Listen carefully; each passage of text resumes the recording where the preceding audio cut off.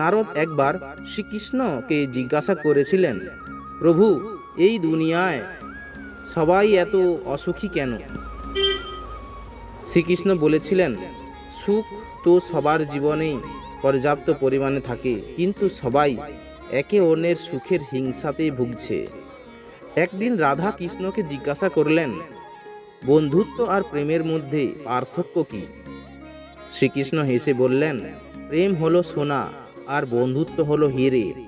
সোনা ভেঙে গেলে তা আবার বানানো যায়, কিন্তু হিরে বানানো যায় না। সুখ মানুষের জীবনে অহংকারের পরীক্ষা নেয়, আর দুঃখ মানুষের জীবনে ধৈর্যের পরীক্ষা নেয়। তাই ধৈর্য ধরুন, জয় আপনারই হবে। একদিন রাধা কৃষ্ণকে জিজ্ঞাসা করল, আপনি আমাকে বিয়ে কেন করেননি? কৃষ্ণ উত্তর দিল, বিয়ে তো দুজন মানুষের মধ্যে হয়, আর আমরা তো একজনই না। কি ভাবছো, হেরে গেছে বলে সবাই হাসছে তোমার ওপর? চিন্তা নেই, চেষ্টা করো, অপেক্ষা করো, শেষ হাসিটা তুমি হাসবেই। ভগবান শ্রীকৃষ্ণ বলছেন, আমি স্বয়ং ঈশ্বর হয়েও নিয়তির নিয়মে কারাবাসে জন্মগ্রহণ করতে হয়েছিল। জন্ম কখনোই মানুষের পরিচয় হতে পারে না। কর্মের দ্বারা সমস্ত প্রাণীর আসল পরিচয় তৈরি হবে এই বৃহত্তম জগতে।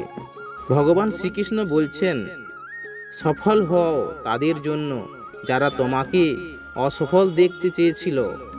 একটা কথা মনে রেখো, হাল ছেড়ে দিয়েছো মানেই তুমি হেরে গেছো। জীবন মানেই উত্থান আর পতন, আর এই উত্থান আর পতনের লড়াইয়ের যারা ঠিক থাকবে তারাই আসল মানুষ। এই জগতে কেউই সম্পূর্ণভাবে পরিপূর্ণ ও নির্ভুল নয়। যদি তুমি কারোর কোনো ভুল দেখে তাকে দূরে সরিয়ে দাও, তাহলে তুমি এই জগতে একা হয়ে পড়বে। তাই কাউকে বিচার করতে যেও না, ওটা ঈশ্বরের ওপর ছেড়ে দাও। তুমি শুধু সবাইকে ভালোবেসে যাও। সম্পর্ক শুধু রক্ত মাংসে গড়া দুটি শরীরের কিংবা কোনো জাতপাত, উঁচু নিচু ভেদাভেদের উপর নির্ভর করে না। সম্পর্ক নির্ভর করে আত্মার সাথে আত্মার মিলনের তথা পারস্পরিক বিশ্বাস ও মর্যাদার উপর। মানুষের কামনা ও বাসনাই হলো প্রভূত দুঃখের প্রধান কারণ।